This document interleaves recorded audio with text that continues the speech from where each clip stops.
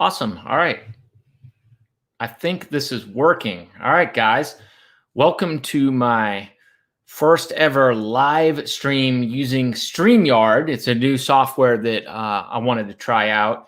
And I wanted to do a market update for Thompson Station. And I know those can kind of be boring if I just sit here and I'm spouting off numbers, and I get it. You want to kind of hear the good stuff. So what I thought I would do is get on here and share my screen with you and just show you what I do to look at what's happened and keep my eye on the market. So I'm just going to share my screen with you guys and just let's go through August and look at what happened in Thompson Station and maybe try to make some predictions on where the market's heading. And I don't know, it's just a good way, especially if you live here, to understand what's happening here in the housing market. I mean, I know it's easy to just say house prices are going through the roof and, you know, that's fun and all, but let's dig into some of the data here. So I am going to share my screen with you guys like that.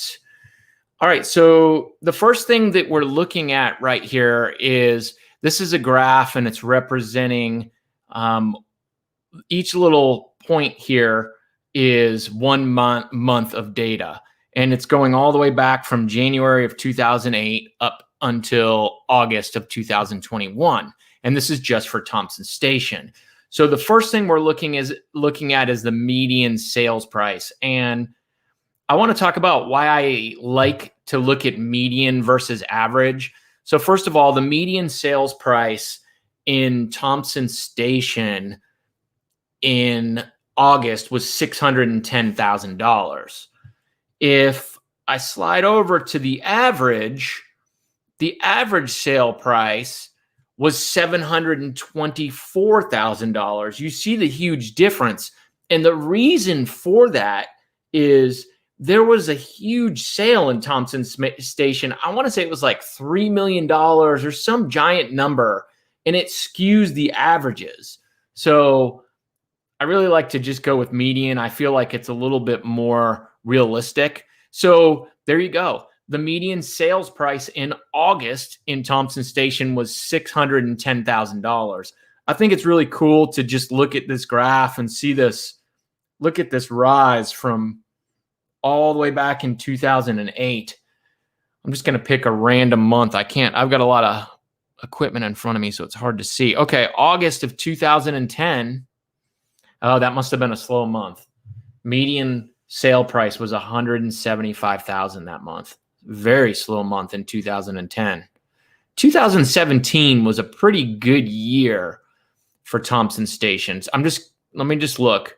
Still 306,000, because historically August, everyone's going back to school and things just tend to slow down. But as you see here, it jumped from 607 in July up to 610. So it didn't slow down as far as sales price. All right. Let's go over to months supply. So this right here shows you months supply of inventory. Look at back here. Look at June of 2009. We had 15 and a half months of inventory. An even market is going to be about 6 months. So that just goes to show you how much of a buyer's market it was back then. Holy moly. That's pretty crazy. So I'm going to go like this so you guys can see me. So you can see month supply, it dipped down to 9.7 in 2011, 13.3, but then it's just steadily pretty much declined. It jumped up in 2019. Imagine that. There were 7 months of inventory in Thompson Station in 2019 in July. Gosh. So how many months inventory in August? 0.9, less than 1 month. This is why people are having a hard time thinking that there's going to be a housing market crash. There's just not enough inventory. We need to watch that. If that builds up, then yeah, we could be seeing some type of price correction, but it has such a long way to go. I mean, such a long way. We have less than a month's inventory. So even back in, that's right when that pandemic was hitting. Here we are in February. It was like it was building back up. And then we hit the pandemic. Everybody freaked out. And then from there, it just went crazy. And here we are. I would expect at some point we will come back up to this level right here and hover around there for a little bit. But wouldn't it be wild to see us get back to like 6, 7, 8 months of inventory? Oh my God. You could actually go shopping for a home and look at a handful of homes over the weekend. Think about it, take your time, and then make a decision about it the following week. Crazy. All right, let's dig back into these numbers. So there's original price. Let's look at price per square foot. Everybody likes that, right? Crunching the numbers. Here we are. So this goes back all the way to 2008. Look at this. Oh my gosh. June of 2010. $99 per square foot in Thompson Station. Shut the front door. Oh my God. There it is, $186 in 2010. Wow. All right. So there it goes, up and down. Look at how things go here. 115 down to 102. This is monthly data. And here is March of 2021. We've been going up. We're sitting around $183 in March. What was it in August? $231 per square foot in Thompson Station. It's crazy that you can see that jump right there that happened right there, March. Pandemic, January, started going down, and then boom, it took off. So, and $231, that's the median price per square foot.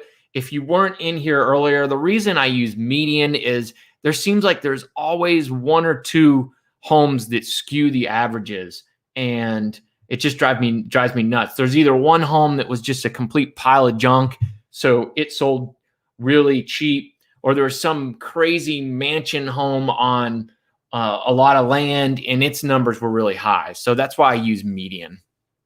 All right. So we've done month supply. We've looked at price per square foot. We looked at sales prices. Pending sales. Let's check this out.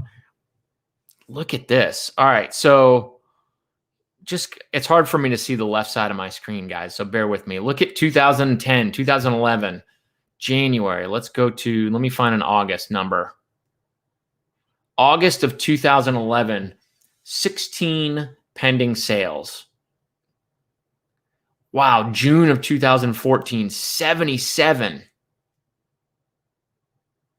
So this is what's crazy. Now come to August, we've got 79 pending sales.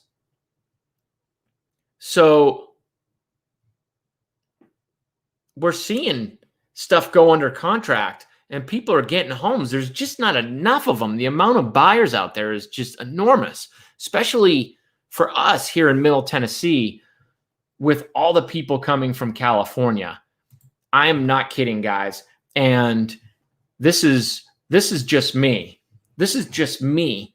I almost solely deal with people from California now. I've got clients here locally, but the percentages of people from California or Chicago or New Jersey, I just had someone call me.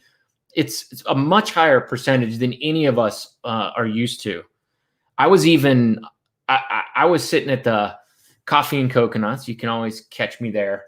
And I saw another real estate agent there, and she was with Parks. And I said hi and introduced myself. And she was writing an offer for someone from California.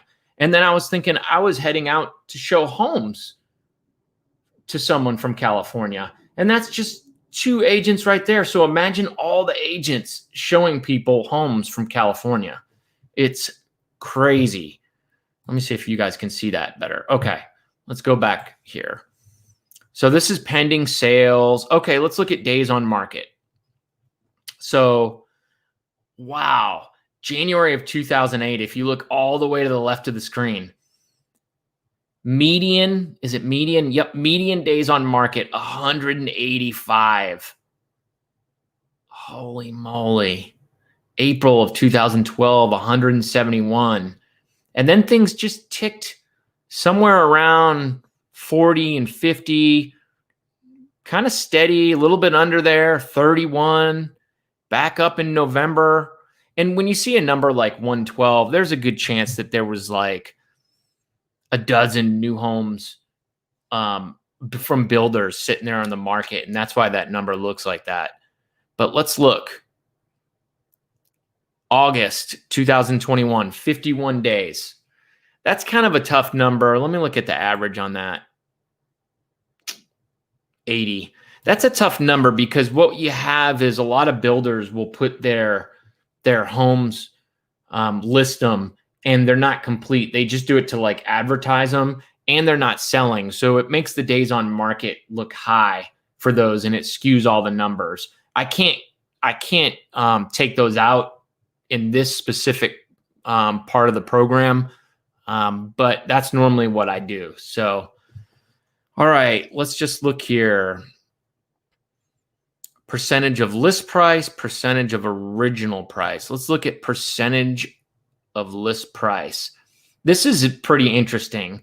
So what you see to the left is back to 2008, and look at that, under 100%, 96%. Trying to look around my 96%. So it was pretty low. And then it flatlined, and we were just hovering around pretty much everything selling around 100% of list price. Check this out. Here we are at March of 2021 at 100%. Then it just started jumping. It peaked in June. We think this peaked in June as of right now. Then it went down for July, 103.